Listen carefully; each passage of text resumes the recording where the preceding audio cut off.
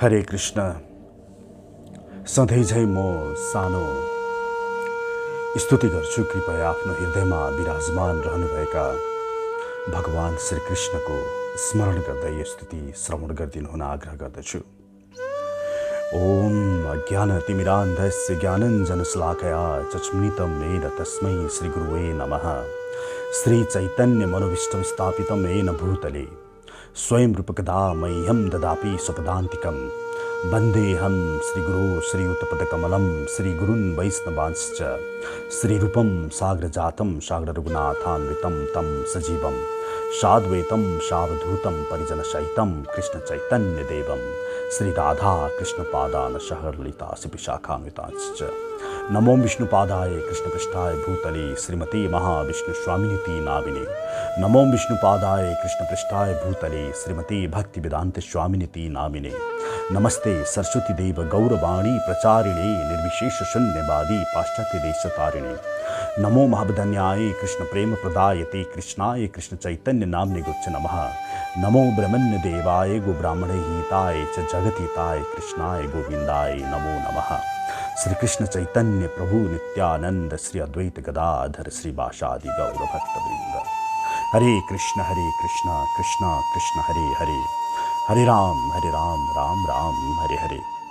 चेतो दर्पण मार्जनम भव दावा अग्नि निर्वापणम श्रेयः कैरव चंद्रिका वितरणम विद्या वधु जीवनम आनंदाम बुद्धिवर्धनम प्रतिपदम पूर्णामृतास्वादनम सर्वात्मस्नपनम परम विजयते श्री कृष्ण संकीर्तनम। नाम्नामकारी बहुधा निज सर्वशक्तिस्तत्र पिता नियमतः स्मरणेन कालः एकादृशी तब कृपा भगवन् ममपि दुर्दैवमीदृशं यः जानीन अनुरागः। तृणादपि सुनीचेन तरोरपि सहिष्णुना अमानेन मानदेन कीर्तनीयः सदा हरि।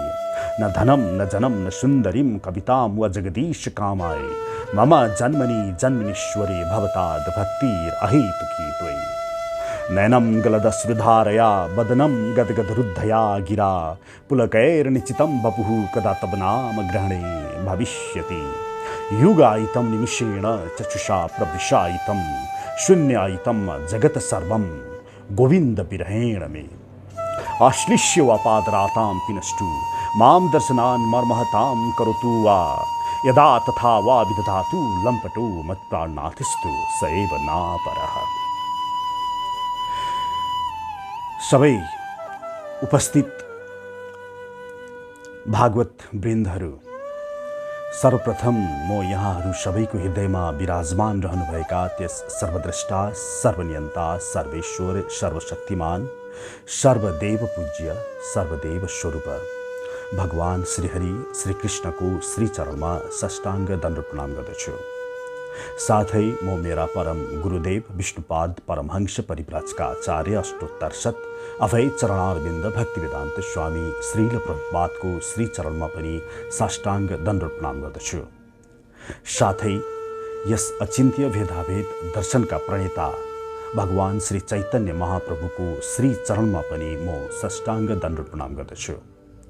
साथै भगवान श्री चैतन्य महाप्रभुका षड्पार्षदहरू श्री रूप गोस्वामी, श्री सनातन गोस्वामी, श्री जीव गोस्वामी, श्री रघुनाथ दास गोस्वामी, श्री रघुनाथ भट्ट गोस्वामी र गोपाल भट्ट गोस्वामीको श्री चरणमा पनि म साष्टाङ्ग दण्डवत प्रणाम गर्दछु। हरे कृष्ण कृष्ण कृष्ण हरे हरे, हरे राम राम राम हरे हरे। हरि ओम तत्सत्। हरि शरणम। सर्वप्रथम भगवान श्री कृष्णको जन्माष्टमीको उपलक्ष्यमा म यहाँहरू सबैलाई शुभकामना। भगवानको यस भूधरातलमा भएको जुन प्राकट्य छ यो कलिकालको लागि अत्यन्तै महत्त्वपूर्ण रहेको त्यो पावन अवसरमा हामी सबै भगवान श्रीहरि श्री कृष्णको पदमा भगवानको प्रेममा मुग्ध भएर अगाडि बढ्न सकौँ भनी भगवान श्री कृष्ण राधासँग म प्रार्थना गर्दछु।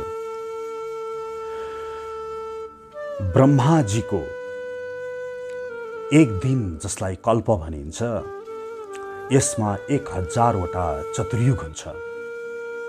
प्रत्येक चतुर्युगमा 4 युग हुन्छन्: सत्य युग, त्रेता युग, द्वापर युग र कलियुग।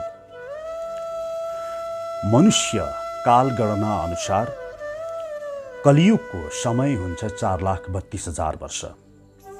द्वापर युगको गणना हुन्छ 8,64,000 वर्ष। त्रेता युगको गणना हुन्छ 12,96,000 वर्ष र सत्य युगको हुन्छ 17,28,000 वर्ष। यसरी सत्य, त्रेता, द्वापर र कली यो चतुर्युगको कुल समय हुन्छ 43,20,000 वर्ष। यस्तो सत्य, त्रेता, द्वापर, कली, सत्य, त्रेता, द्वापर, कली जब 71 चोटि घुम्दछ, त्यसलाई एक मनमन्तर भनेर भनिन्छ। एक मनमन्तरको मनुष्य गणना अनुसार कुल समयकाल हुन्छ 30,67,20,000 वर्ष। यस्ता मनमन्तरहरू जब 14 चोटि घुम्दछ,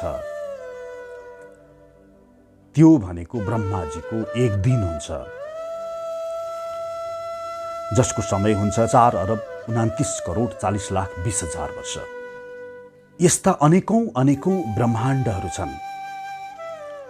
हामी जुन ब्रह्माण्डमा छौँ, यो समयकाल हाम्रो ब्रह्माण्डको हो। यहाँ चतुर्मुखी ब्रह्मा छन्, कहीँ दशमुखी ब्रह्मा छन्, कुनै ब्रह्माण्डमा 1000मुखी ब्रह्माजी छन्। त्यहाँको काल गणना त्यहीका ब्रह्माजीले तय गरेको नियम कानुन अनुसार हुन्छ। हाम्रो ब्रह्माण्डमा यो जुन चतुर्युग छ, प्रत्येक चतुर्युग जुन ब्रह्माजीको एक दिनमा 1000 पटक घटित हुन्छ, त्यसको प्रत्येक द्वापरको अन्त्यमा भगवान श्रीकृष्ण यस भूधरातलमा आउनुहुन्छ।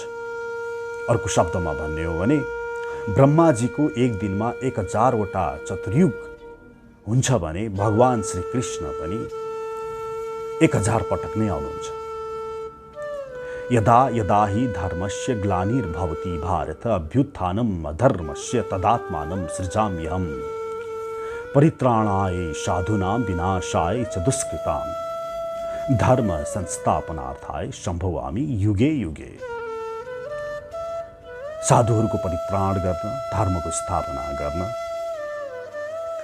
र अन्य विभिन्न कारणले भगवान श्रीहरिको यस लोकमा आउने तालिका छ। भगवान श्रीकृष्ण जो गोलोकमा हुनुहुन्छ, उहाँ स्वयं भने ब्रह्माजीको प्रत्येक दिनको मध्याह्नतिर प्रत्येक ब्रह्माण्डमा मात्र 1 पटक आउने तालिका रहेको छ। अन्य बाँकी रहेको चतुर्युगको द्वापरको अन्त्यमा भगवान श्रीकृष्णकै पुरुष अवतार श्री क्षीरोदकशायी विष्णु उहाँको अंश अवतार आउनुहुन्छ। यसलाई यसरी बुझौँ, भगवान श्रीकृष्णका विभिन्न अवतारहरू हुन्छ। मूलतः पुरुष अवतार, लीला अवतार, गुण अवतार, मनमन्तर अवतार, युग अवतार र शक्ति आवेश अवतार। भगवान श्रीकृष्णको पुरुष अवतारमा कारणोदशायी विष्णु, गर्भोदशायी विष्णु र क्षीरोदशायी विष्णु हुनुहुन्छ। भगवान श्रीकृष्णको लीला अवतारमा रामा अवतार अथवा कच्छप अवतार, मत्स्य अवतार आदि विभिन्न अवतारहरू हुन्छ। त्यस्तै गुण अवतारमा उहाँ प्रत्येक ब्रह्माण्डमा सतोगुणको अधिष्ठाता भएर विष्णु भएर, उहाँ नै रजोगुणको अधिष्ठाता भएर ब्रह्माजी भएर र उहाँ नै तमोगुणको अधिष्ठाता भएर शिवजीको स्वरूपमा आउनुहुन्छ। त्यस्तै गरिकन प्रत्येक युग युगमा पनि उहाँ आउनुहुन्छ, जसलाई युग अवतार भनिन्छ। प्रत्येक मनमन्तरमा पनि भगवान श्रीकृष्णको प्राकट्य हुन्छ, जसलाई मनमन्तर अवतार भनिन्छ। भने कोहीमा उहाँ स्वयंको शक्ति आवेश हुन जान्छ। यस्तो अवस्थामा उहाँको अवतारलाई शक्ति आवेश अवतार भनेर भनिन्छ। यसरी मत्तः सर्वं प्रवर्तते गीता 10औं अध्यायको 8औं श्लोकमा भगवान श्रीकृष्ण भन्नुहुन्छ, म नै सबैमा विस्तार हुन्छु। दीपा चिरेव हि दशान्तरमभ्युपेत्य दीपायते विवृत्तहेतु समान धर्मा यस्तादृगेव हि च विष्णुतया विभाति गोविन्दम आदि पुरुषम तमहम भजामि। ब्रह्म संहिताको 5औं अध्यायको 46औं श्लोकमा ब्रह्माजीले भन्नुहुन्छ, जसरी एउटा दियो अनेकौं दियोमा रूपान्तरित हुन्छ त्यही प्रक्रिया गरिकन भगवान श्रीकृष्ण पनि आफ्नो विभिन्न स्वांशमा विस्तार हुनुहुन्छ। यी सबै उहाँका विस्तारहरूलाई स्व अंश अर्थात् स्वांश भनेर भनिन्छ। भगवान कृष्णको यो विस्तार कसरी भयो? शुभालोपनिषद्ले भन्छ, आत्मानं द्विधा करोद अर्धेन स्त्री अर्धेन पुरुषो। त्यही श्रीकृष्ण दुईमा विभाजित भए, एक पुरुष शरीर स्वरूप, एक स्त्री स्वरूप, राधा कृष्ण स्वरूपमा। राधोपनिषद्ले अगाडि भन्छ, राधा कृष्णयोर एकम आसनम एका बुद्धिः एकम मनः एकम ज्ञानम एका आत्मा एकम पदम एका आकृतिः एकम ब्रह्म अतः द्वयोर न भेदाः। राधा कृष्ण एकै हुन् रे, एकै आत्मा हुन्, एकै मन हुन्, एकै ज्ञान हुन्, एकै पद हुन्, एकै आकृति हुन्, तसर्थ दुईमा भेद नगर। शिव पार्वती, कृष्ण रुक्मिणी आदि पति पत्नी हुन्, तर राधा कृष्ण यो एकै हुन्। एकै भएपछि पति पत्नीको यो चिन्तन त्यहाँ रहँदैन। हरेर अर्धतनु राधा राधिकार्धतनु हरिही। हरिको आधा तनु नै राधा हो रे, अनि राधाको आधा तनु हरि।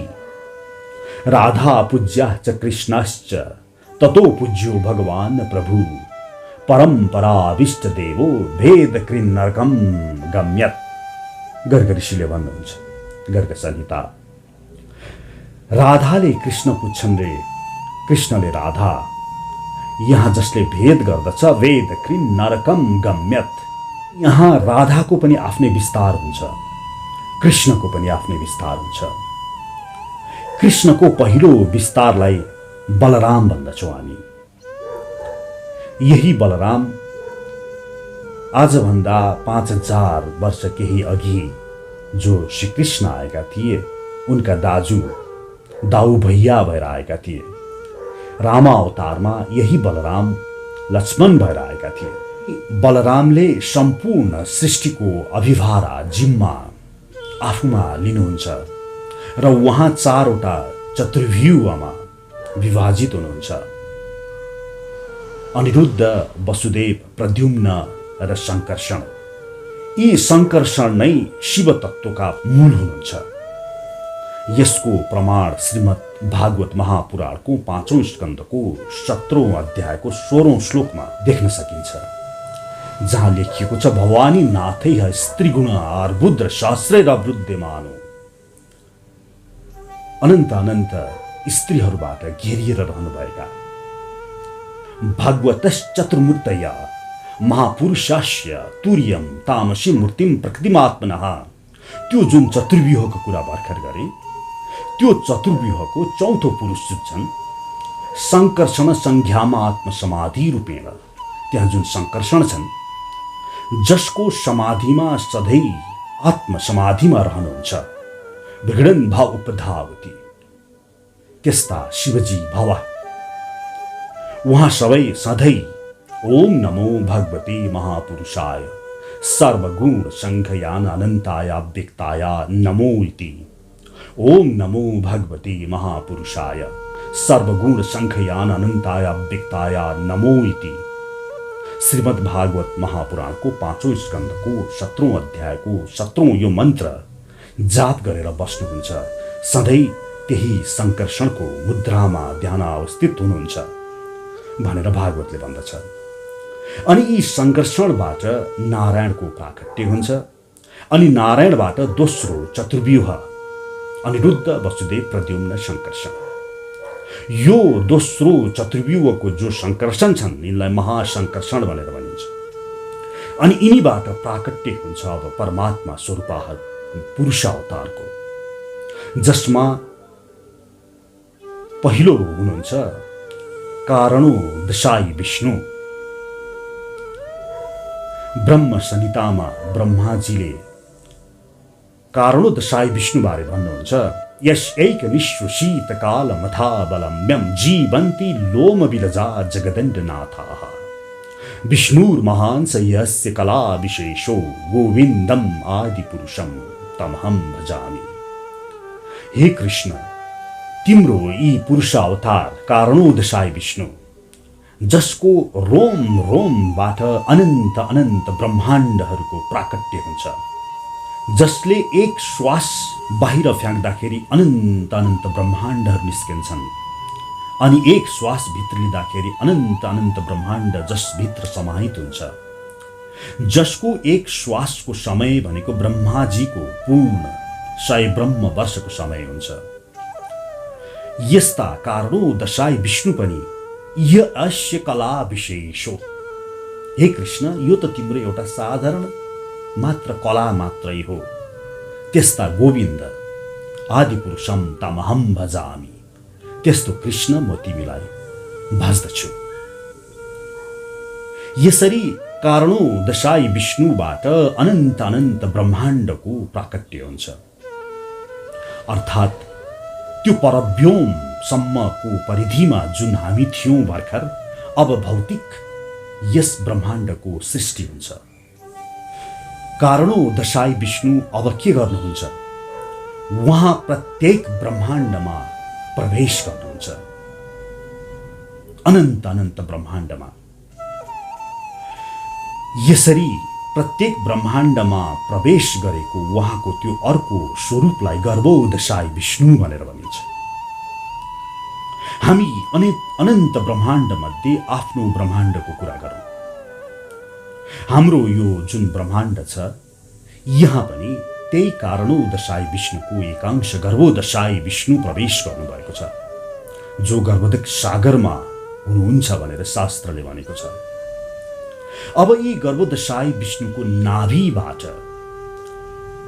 कमलको फूल निस्कन्छ। अनि त्यो कमलको फूलको जुन टुप्पो छ, त्यहाँ एउटा लोकको सृजना हुन्छ, जसलाई सत्य लोक भनेर भनिन्छ। अब त्यहाँ आएर ब्रह्माजीको प्राकट्य हुन्छ।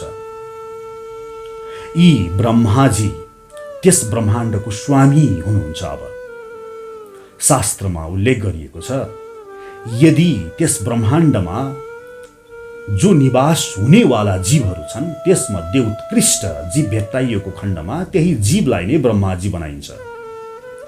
यदि त्यो जीव नभेट्टाइएको खण्डमा स्वयं कारणोदशाई विष्णु अर्थात् श्री कृष्णका अंश उहाँ नै गएर त्यस ब्रह्माण्डमा ब्रह्माजीको पदभार ग्रहण गर्नुहुन्छ।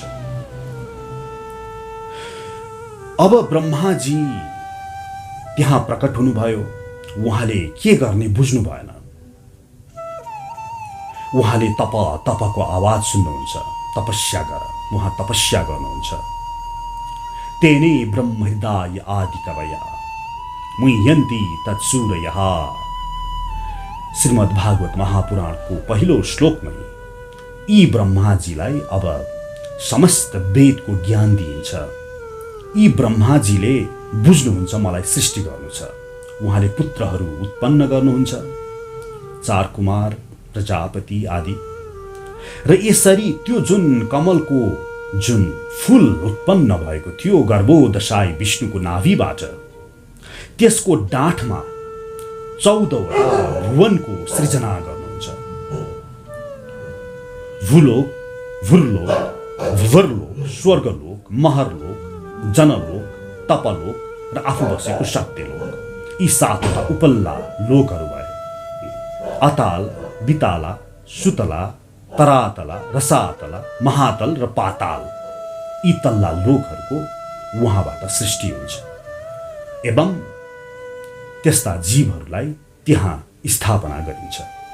ब्रह्माजीबाट यो स्थापना भएको यो लोकले श्वास पाउँदैन। त्यसपछि गर्भोदशाय विष्णु प्रत्येक कण कणमा उहाँ प्रवेश गर्नुहुन्छ, प्रत्येक जीवको हृदयमा गएर बस्नुहुन्छ। त्यो जुन विष्णु शक्ति छ त्यसलाई क्षीरोदशाई विष्णु भनेर भनिन्छ। क्षीरोदशाई विष्णु प्रत्येक वस्तुको कण कणमा गएर बस्नुभयो। अहिले वैज्ञानिक परिभाषामा hydrogen, helium, lithium, barium, boron, carbon आदि जुन भनियो, यसमा पनि भित्र गएर हेरियो भने एउटा न्युक्लियस हुन्छ, इलेक्ट्रोनले घुमिरहेको हुन्छ, जसलाई रदरफोर्ड मोडेल भनेर पनि भनियो। त्यो इलेक्ट्रोनले घुम्ने शक्ति कहाँबाट पायो? न्युक्लियस जहाँ पोजिट्रोनहरू हुन्छ, जुन पोजिटिभली चार्ज हुन्छन्, जुन एक अर्कालाई विकर्षण गर्दछन् पोजिटिभली चार्ज भएको नाताले, तर तिनीहरू पनि एकै ठाउँमा खुम्चिएर बस्ने शक्ति कहाँबाट आयो? त्यो इलेक्ट्रोन घुम्दाखेरि त्यो इलेक्ट्रोन कहिले पनि गएर नेगेटिभली चार्ज भए तापनि त्यो पोजिटिभली चार्जसँग आकर्षण हुन नगइकन घुमिरहन्छ। त्यो शक्ति कहाँबाट आयो? यो शक्ति प्रदाता हुनुहुन्छ क्षीरोदशाई विष्णु। त्यस्तै गरिकन प्रत्येक मनुष्यको, हाम्रो के पशु, के पतंग, के कीट, के वनस्पति सबैको हृदयमा बस्नुहुन्छ, साक्षी भएर सबै कुरा हेर्नुहुन्छ यी क्षीरोदशाई विष्णु। ब्रह्माजीको 1000वटा जुन चतुर्युग छ प्रत्येक दिनमा, त्यसमा एउटा चतुर्युगको द्वापरको अन्त्यमा स्वयं गोलोकमा बस्ने प्रथम कृष्ण नै आउनुहुन्छ भने अन्य द्वापरको अन्त्यमा यी क्षीरोदशाई विष्णु कृष्ण स्वरूप लिएर आउनुहुन्छ। तसर्थ विष्णुबाट विष्णुका अवतार कृष्ण यो पनि सत्य हो र कृष्ण नै स्वयं आउनुहुन्छ यो पनि सत्य हो। जुन जन्माष्टमी हामीले अस्ति मनायौं, यहाँ आउनुभएको कृष्ण अर्थात् आजभन्दा 5000 केही 100 वर्ष अघि जुन कृष्ण आउनुभयो, उहाँ कुन कृष्ण थिए त? क्षीरोदशाई विष्णु अंश अवतार कृष्ण थिए कि स्वयं गोलोकी कृष्ण थिए? विष्णुर आज्ञाए प्रवर्तमानस्य ब्रह्माणां द्वितीयोपरार्धे वैवस्वत मन्वन्तरे अष्टाविंशतमे कलियुगे कली प्रथम चरणे जम्बूद्वीपे ब्रह्मवैवर्ते देशे नेपाले अमुक समय अमुक स्थाने। अनि मम भन्नुस् भनेर कर्मकाण्डीय ब्राह्मणले यहाँलाई कुनै पनि कर्मकाण्डीय पद्धति गर्दाखेरि यो मन्त्र वाचन गर्दछ। यहाँ स्पष्टसँग के भनिएको छ भने अहिले कुन चतुर्युग चलिरहेको छ, अहिले कुन मनवन्तर चलिरहेको छ त? यहाँ भनियो ब्रह्माणाम द्वितीयोपरार्धे, हाम्रा ब्रह्माजीको अहिले दोस्रो परार्ध चलिरहेको छ अरे। भन्नुको मतलब ब्रह्माजी 50 वर्ष नागे उनले, उनको कुल समय 100 ब्रह्म वर्ष हुन्छ, जसमध्ये पहिलो परार्ध 50 ब्रह्म वर्ष उहाँले काटिसके। अहिले यो दोस्रो परार्धमा उहाँको समय चलिरहेको छ।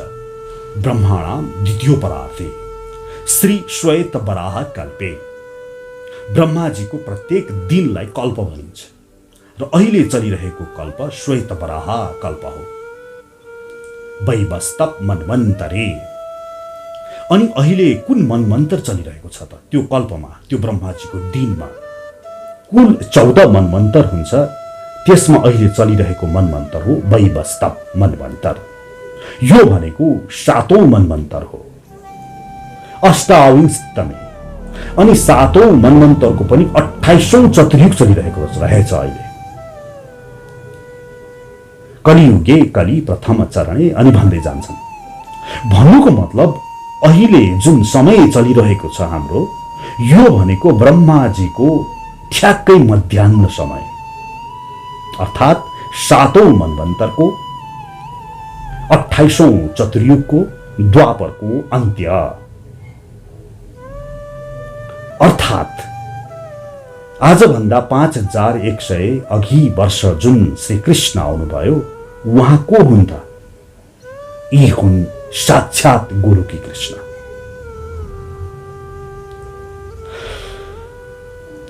यसकारण शास्त्रमा यो पनि भनियो कि यसरी ब्रह्माजीको दिनमा मात्र एक पटक आउने जुन गोलोकी कृष्णको तालिका छ, त्यही तालिकाको लगत्तै त्यही कृष्ण चैतन्य महाप्रभु भएर आउनुहुन्छ।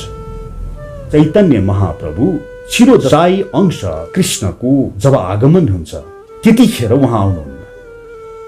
मतलब अर्को शब्दमा भन्ने हो भने ब्रह्माजीको आजको दिन होइन, अब यी चैतन्य महाप्रभु ब्रह्माजीको भोलि आउनुहुन्छ, करोडौं वर्षपछि मात्रै। जसै चैतन्य महाप्रभु आउनुहुन्छ कलिकालमा, त्यसपछि स्वर्ण युग सुरु हुन्छ।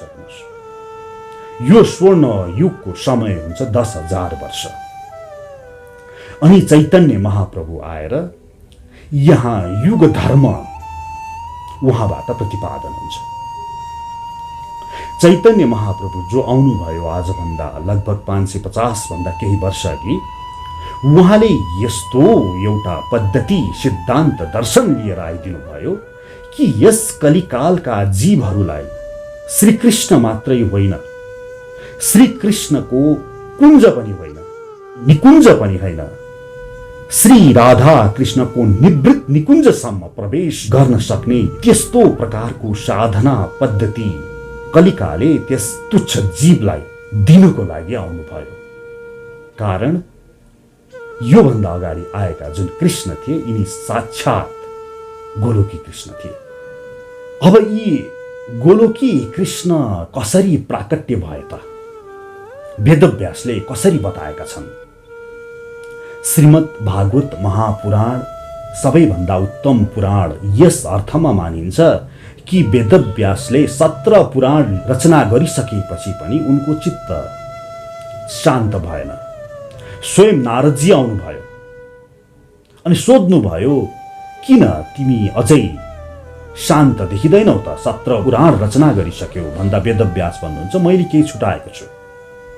त्यही अवसरमा वेदव्यासका गुरु स्वयं नारद मुनिले वेदव्यासलाई आज्ञा गर्नुहुन्छ, वेदव्यास तिमीले परमदेव श्रीकृष्णको बारेमा रचना गरेको खै?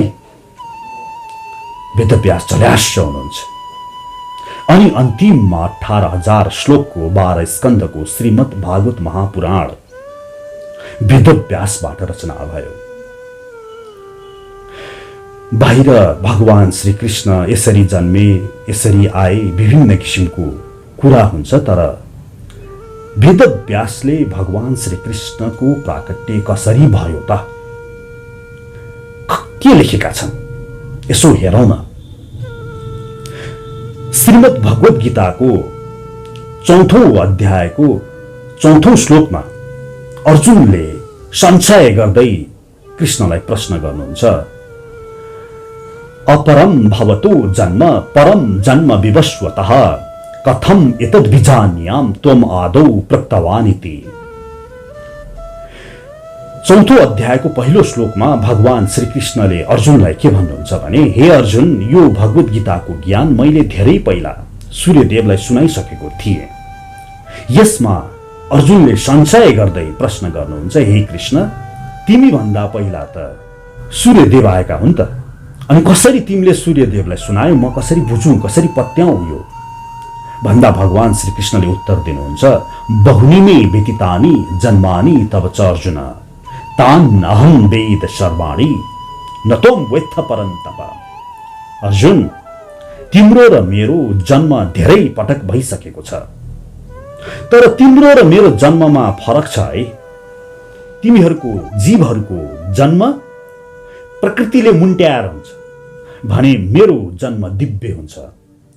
म प्रकृतिलाई स्वयं आज्ञा गर्छु। अजो अपि सन् अव्यय आत्मा भूतानाम ईश्वर अपि सन् प्रकृतिम स्वामधिष्ठाय सम्भवामि आत्ममायया। अर्जुन, अजो अपि म अजन्मा छु, प्रकृतिम स्वाम अधिष्ठाय प्रकृतिलाई मैले आज्ञा गरेपछि प्रकृतिले मलाई वातावरण सृजना गर्छिन्। भूतानाम ईश्वर अपीशम, म सबै भूतहरूको ईश्वर हुँ। प्रकृतिम स्वामधिष्ठाय सम्भवामि आत्माया, जन्म कर्म च मे दिव्यम एवं यो व्यक्ति तत्त्वतः तोक्ता देहम पुनर्जन्म नैति मामिति सो अर्जुन। यसरी मेरो जन्म जसले बुझ्दछ त्यसको पुनर्जन्म हुँदैन हे अर्जुन। मेरो जन्म दिव्य हुन्छ।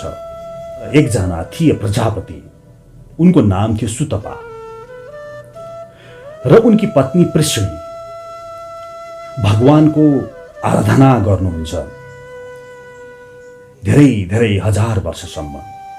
अनि भगवानको प्राकट्य हुन्छ अनि सोध्नुहुन्छ के चाहियो तिमीलाई। उहाँहरूले माग्नुहुन्छ हे समस्त विश्व ब्रह्माण्डका नायक, मलाई पुत्र चाहियो, हजुर जस्तै नै चाहियो। अब यहाँ भगवान स्वयंलाई फसाद पर्छ। तिमी जस्तै पुत्र म तिमीलाई कसरी दिउँ? म बराबर त कोही छँदै छैन।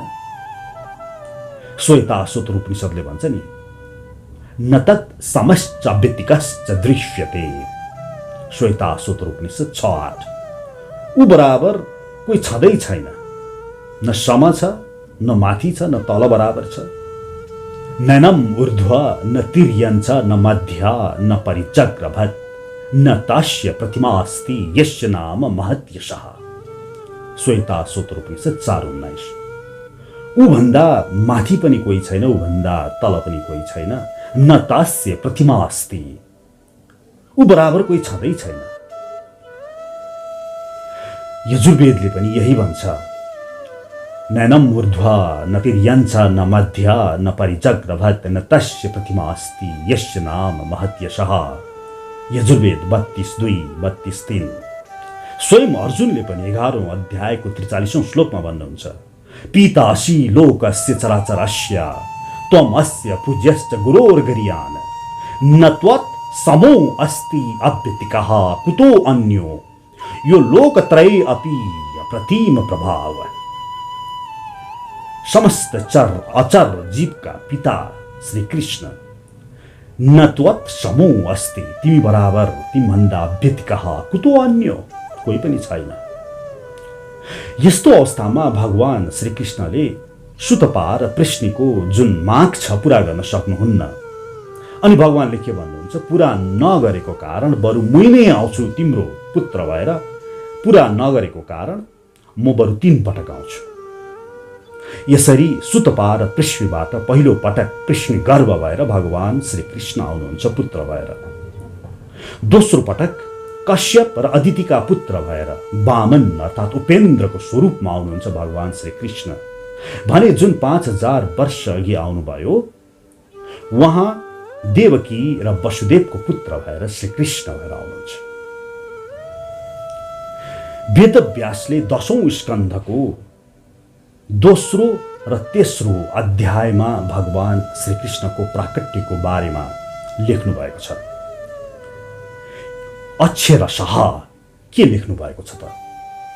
10औं स्कन्धको दोस्रो अध्यायको 4औं र 5औं श्लोकमा वेदव्यास लेख्नुहुन्छ, हतेषु षट्सु बालेषु देवक्या अग्रसेनिना सप्तमो वैष्णवम धाम यम अनंतम प्रचक्षते।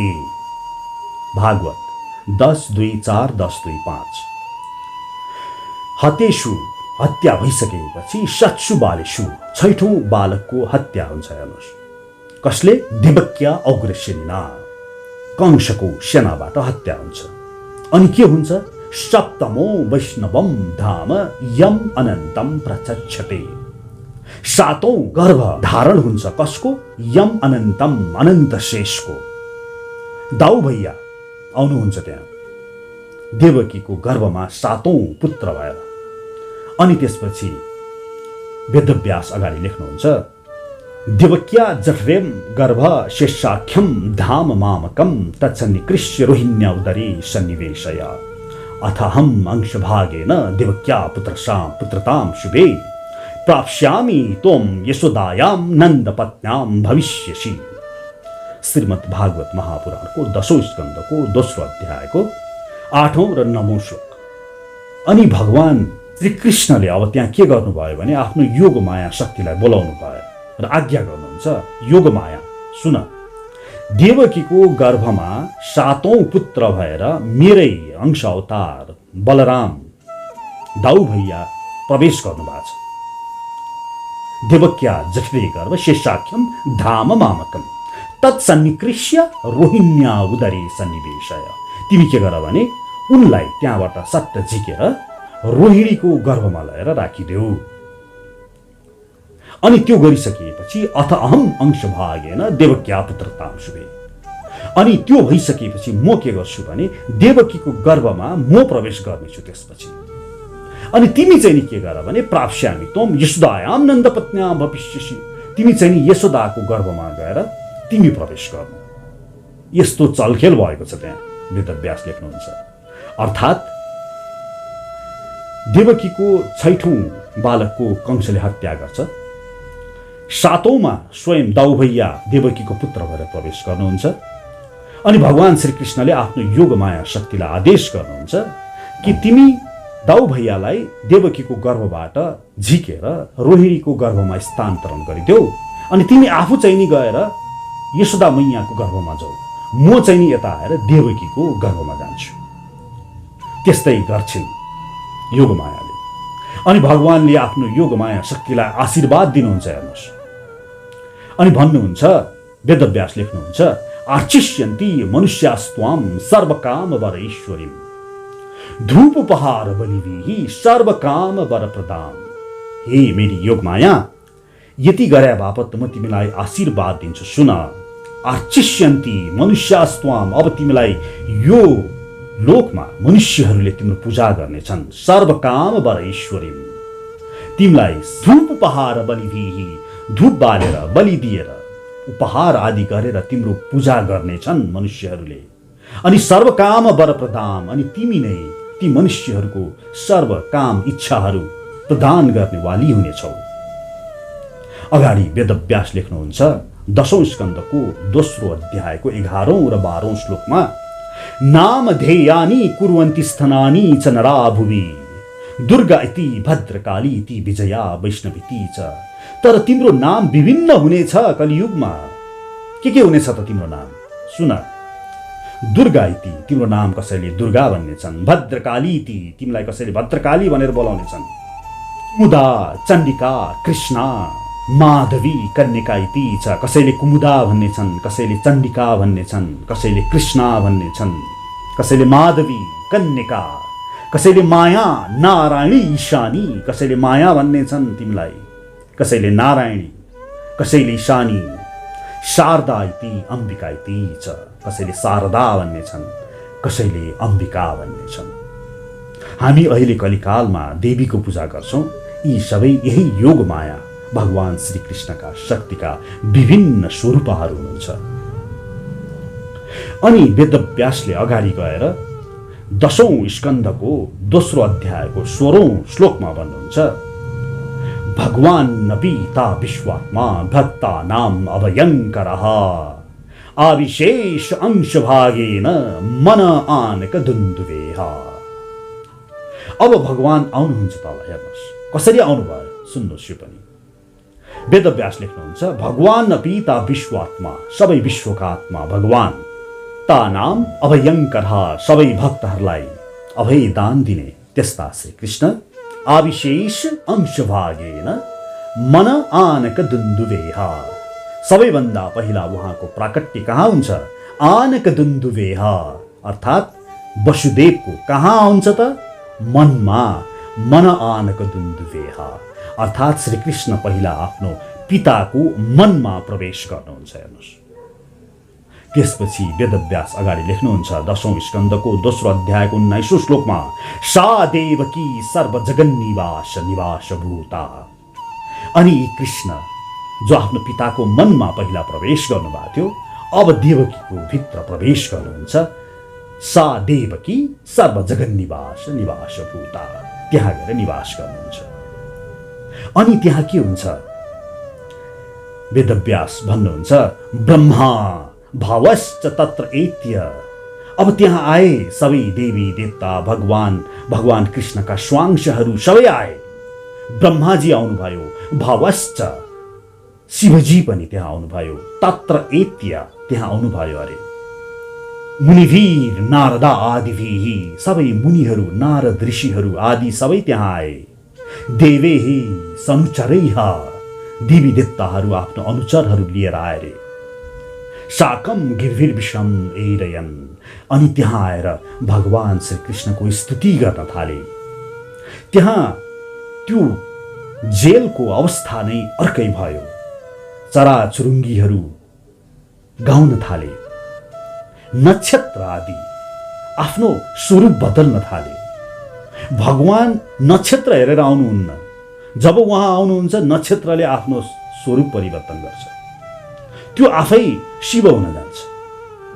अनि त्यसपछि वेदव्यासले 10औं स्कन्धको तेस्रो अध्यायमा 19औं श्लोकमा लेख्नुहुन्छ, तम अद्भुतम बालकम अम्बुजैच्छलम चतुर्भुजम शंख गदा आदि युधायुधम श्री वत्सलक्ष्मम गलशौभिकौस्तुभम पीताम्बरम सांद्रपयोद सौभगम महार्ह वैदुर्य किरीट कुंडल त्वैषा परिष्वक्त सहस्र कुंतलम उद्दाम कांचांगत कंकणादिभिः विरोचमानम वासुदेव यच्छत्। यसरी भगवान श्री कृष्ण अब बाहिर प्राकट्य हुन्छ चतुर्भुजको स्वरूपमा। शंख चक्र गदा आदि युधायुधम, चार हातमा शंख चक्र गदा पद्म आदि आयुधहरू लिनुभएका। श्री वत्सलक्ष्मम गलशौभि कौस्तुभम, गलामा कौस्तुभ मणि पहिरिनुभएका, श्रीवत्स लगाउनुभएका। पीताम्बरम सान्द्रपयोद सौभगम, पीताम्बर लगाउनुभएका। अनि सान्द्रपयोद सौभगम, त्यो आकाशको नीलो छ नि, नील वर्ण शरीर लिएका। ब्रह्म संहितामा ब्रह्माजीले भन्नुहुन्छ नि, वेणुम कोणन्त मरविन्द दलायताक्षम बरहावतम समसिताम्बुद सुन्दराङ्गम कन्दर्प कोटि कमनीय विशेष शोभम। त्यो वेणु लिएका कन्दर्प कोटि रे, कोटि कोटि कामदेवहरूलाई, कामदेव भनेकै सुन्दरताको प्रतीक हो। कोटि कोटि कामदेवलाई मिसाइयो, त्यो सुन्दरतालाई मिसाइयो भने जुन सुन्दरता देखा पर्दछ त्यो भन्दा पनि अति उज्जवल। महाअर्ह वैदुर्य किरीट कुण्डल, वैदुर्य मुमडी लगाउनु भएका, किरीट कुण्डलले सजिनु भएका। त्वैषा परिष्वक्त सहस्र कुन्तलम, अनि त्यो घुङ्गरालो कपोल। उद्दाम कांच अंगद कंकणादिभि, आफ्नो नाडीमा, पाखुरामा, कम्मरमा विभिन्न ऐश्वर्यहरू कुण्डलादि पहिरिनु भएका। विरोचमानम वासुदेव यच्छत्, त्यस्ता वासुदेव त्यहाँ अगाडि प्राकट्य हुन्छ। हेर्नुहोस्, यो देखेर देवकी र वसुदेव अब स्तुति गर्न थाल्नुहुन्छ त्यहाँ। हे कृष्ण, मैले त पुत्र मागेको हुँ, यो तिम्रो भगवान स्वरूप होइन। म भगवान स्वरूप देखेर म आत्तिसके, डराइसके। म कसरी हेरौँ यो तेज, यो सुन्दरता, यो विलक्षण ऐश्वर्य। अनि प्रार्थना गर्नुहुन्छ, हे कृष्ण, तिमी मेरो पुत्र झैं बनिदेऊ। अनि वेदव्यास लेख्नुहुन्छ, भगवान आत्ममायया, आफ्नै शक्तिले भगवानले पित्रोह समपश्यतोह सद्यो बभुव प्रकृतः शिशुः। उहाँ अब त्यो चतुर्भुज स्वरूपबाट प्राकृत स्वरूपमा उहाँ परिवर्तन हुनुहुन्छ। उहाँ त्यो स्वरूपमा आउनुहुन्छ, प्राकृत शिशुको स्वरूपमा। अनि त्यहाँ झ्याल खानामा यो सबै पहरेदारहरू सुत्न जान्छन्। अनि वसुदेवले ती शिशु प्राकृत स्वरूपका श्रीकृष्णलाई लिएर जानुहुन्छ गोकुल। त्यहाँ युग माया गएर बसेकी थिइन्, उता त छोरी हुन्छ। अनि साटफेर गर्नुहुन्छ, भगवान कृष्णलाई गोकुलमा छोडिदिनुहुन्छ अनि ती योग माया ती उहाँलाई बोकेर आउनुहुन्छ। यतापट्टि कंसले थाहा पाउँछ पुत्र जन्मियो भनेर, छोरी पो जन्मेको हुन्छ। तैपनि यसले पाटो पनि खतरा हुन्छ भन्ने बुझेर देवीलाई पनि मार्न तयार हुन्छ कंस। तर उनी फुस्सा भएर गइहाल्छिन् अनि भविष्यवाणी गर्छिन्, हे कंस, तँलाई नाश गर्ने, तँलाई उद्धार गर्ने कृष्ण त गोकुलमा पुगिसके। यसरी भगवान श्रीकृष्णले त्यसपछि 125 वर्ष लीला गर्नुहुन्छ। त्यसपछि भगवान श्रीकृष्ण यस मृत्युलोकलाई छोडेर वापस गोलोक जानुहुन्छ। यसलाई बताउँदै वेदव्यास 11औं स्कन्धको 31औं अध्यायको 6औं श्लोकमा लेख्नुहुन्छ, लोक अभिरामाम शोतनुम धारणा ध्यान मङ्गलम योग धारणा आग्नेय अदग्ध्वा धाम अभिषत श्वकम। यो समस्त लोकका पालनकर्ता लोक अभिरामाम स्वतनुम, आफ्नै त्यही तनु लिएर, हामी जस्तो यो बाह्य स्थूल शरीर अनि भित्र सूक्ष्म अनि आत्मा शरीर यस्तो हुँदैन। भगवानको शरीर एकै हुन्छ, दिव्य हुन्छ। त्यसैले यहाँ वेदव्यासले स्वतनुम, आफ्नै त्यही शरीर लिएर योग धारणा आग्नेय अदग्ध्वा, भगवान श्रीकृष्णले यसो आफ्नो योग शक्ति प्रयोग गरे। आग्नेय अदग्ध्वा भनेर वेदव्यासले लेख्नु भएको छ। त्यहाँ कुनै प्रकारको अग्नि विधि गरिएन, जुन मृत्यु संस्कारमा हामी गर्ने गर्दछौँ। धाम आविशत श्वकम, आफ्नै शक्तिले भगवान श्रीकृष्ण आफ्नो धाममा जानुभयो। श्रीमद् भागवत महापुराणले यसरी भगवान श्रीकृष्णको प्राकट्य र आफ्नो लोक फिर्ताको व्याख्या गरेको छ। यही नै वास्तविक व्याख्या हो। यसबाहेक भगवानले जन्म लिए, 9 महिना गोखमा बसे, उनी पनि मरे, उनलाई पनि जलाइयो आदि यी अब ती चलेको हल्लादेखि पनि हामी सावधान रहौं। हरे कृष्ण।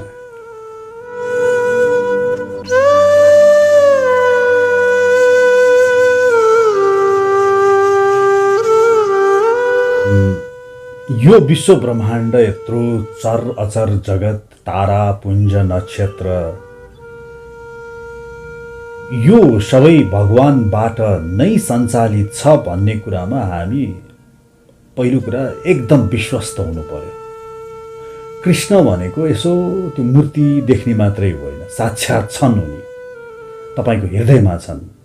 हजारौं हातले उहाँले तपाईलाई सुमसुमाइरहनु भएको छ। उहाँको हात त्यही तपाईको माताको शरीरभित्र पसेर तपाईलाई मातृत्व प्रदान गरिरहेको छ। उहाँकै हात तपाईको पिताजीको शरीरभित्र प्रवेश गरेर तपाईलाई पितृत्व, उहाँ नै यस विश्व ब्रह्माण्डमा सूर्य भएर तपाईलाई ऊर्जा शक्ति प्रदान गरिरहनु भएको छ। उहाँ नै चन्द्र शक्ति भएर तपाईलाई शीतलता प्रदान गरिरहेको छ। छातीमा हेर्नुस् त हात राखेर ढुक ढुक ढुक, जुन छातीमा ढुक ढुक हात भइरहेको छ, यो के मैले गराएको हो र? त्यो कसले गराइरहेछ? त्यो मयूरको प्वाखमा हेर्नुस् त, त्यो सुन्दरता, त्यो कोरिएको, त्यो यो जुन जड प्रकृतिले आफै बनायो भन्ने सिद्धान्त छ नि, अहिले थोपर्न खोजिएको, टोलाउनुस् न एकपल्ट त्यो मयूरको प्वाखमा, त्यो गुलाबको फुलको सुन्दरतामा, त्यो सिमेट्रिसिटी, त्यो सिमेट्रिकल आफ्नै अनुहार हेर्नुस् त, ठ्याक्कै आँखा, कान, नाक ठ्याक्कै ठाउँमा छ। यो नाक त यता छैन त।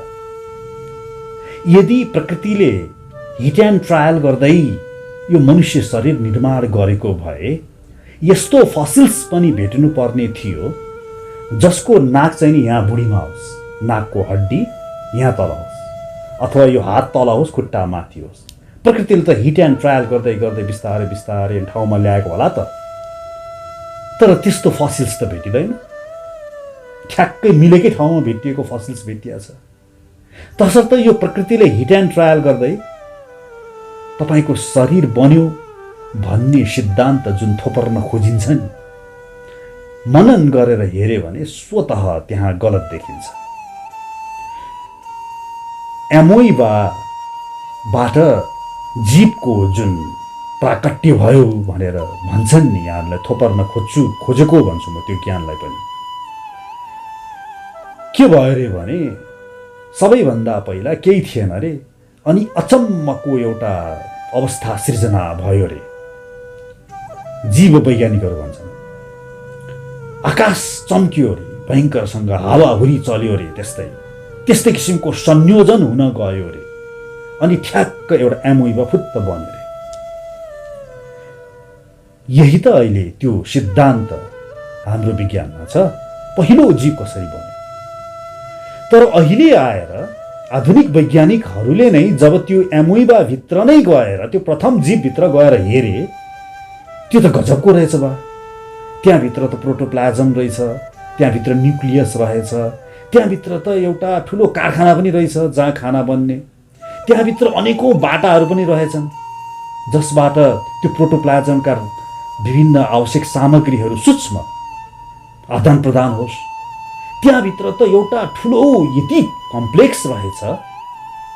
अनि यो त अहिले नै प्रश्न गर्न थालियो कि यदि त्यसरी हावाहुरी चलेर त्यस्तो किसिमको वातावरण संयोजन भएर फुत्त एमोइबा बनेर त्यस्तो भित्रको कम्प्लेक्स त्यो स्ट्रक्चर बन्ने हो भने यो पनि सम्भव हुनु पर्यो कि त्यस्तै अवस्था होस्, हावाहुरी चलोस्, चट्याङ लागोस्, त्यस्तै किसिमको तापक्रम होस् कि एउटा फाइटर प्लेन, फाइटर जेट तयार भइजाओस्।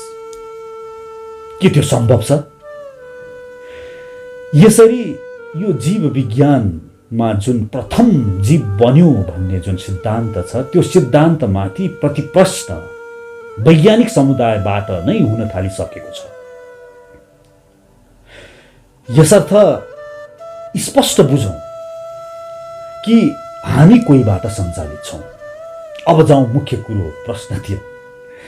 प्रभुपाद उहाँ 70 वर्षको उमेरमा उहाँलाई उनका गुरु भक्ति सिद्धान्त सरस्वती ठाकुरबाट आदेश भयो कि तिमी अब यो ज्ञान, पूर्वीय जुन हाम्रो ज्ञान छ, यो द्रष्टा सम्बन्धी ज्ञान छ, म को हुँ, म कहाँबाट आएँ, यो पश्चिमा जगतमा यो भएन। उनीहरू त खालि दृश्यतिर मात्र लाग्यो।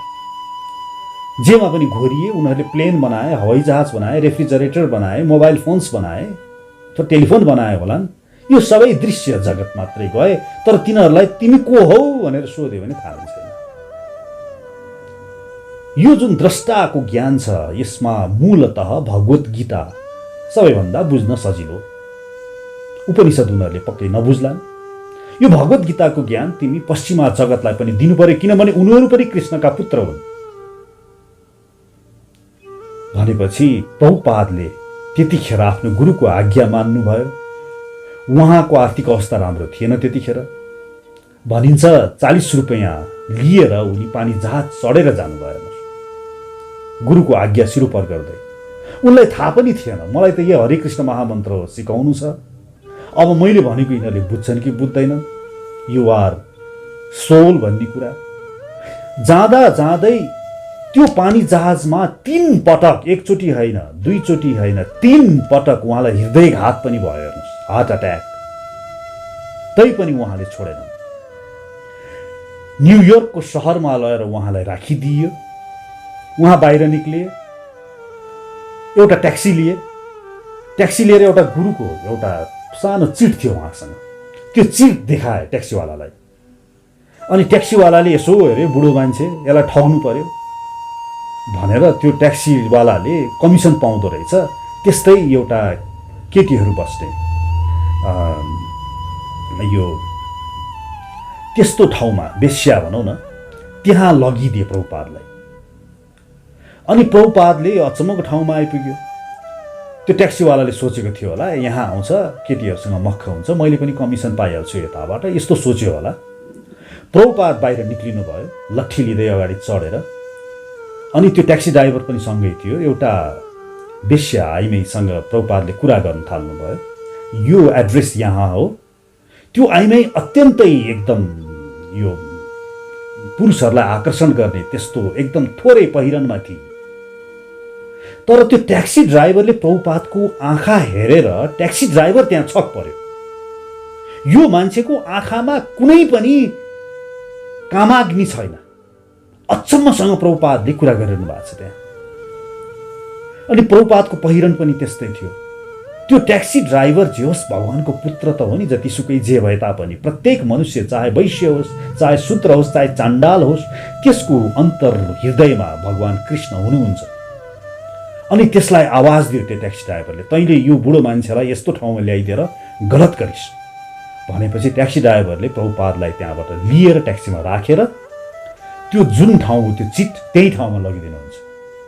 त्यो ट्याक्सी ड्राइभरले प्रभुपादसँग त्यहाँ पुर्याइदिए बापत पैसा पनि लिँदैन। हेर्नुहोस्, उनको आँखामा देखेको त्यो दृश्य देखेर त्यो ट्याक्सी ड्राइभर यसरी मर्माहित भयो। भनिन्छ त्यो ट्याक्सी ड्राइभर नै प्रभुपादको पहिलो उहाँको शिष्य। अनि त्यति मात्र होइन, उहाँले त्यसपछि आफ्नो प्रचार गर्न जानुभयो। अनि कसलाई प्रचार गर्ने? उहाँ बाटोमा बसेर घन्टी बजाउँदै हरे कृष्ण कृष्ण कृष्ण हरे हरे कीर्तन गर्न थाल्नुभयो बाटोमा बसेर। त्यतिखेर हिप्पी चलन थियो, त्यतिखेर 70s को त्यो हिप्पी।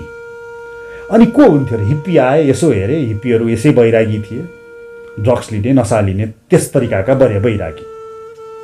अनि तिनीहरू आए, प्रभुपादले कृष्णको इच्छा छ भने यही सही भनेर हिप्पीलाई नै हरे कृष्ण महामन्त्र जप गराउन थाल्नुभयो।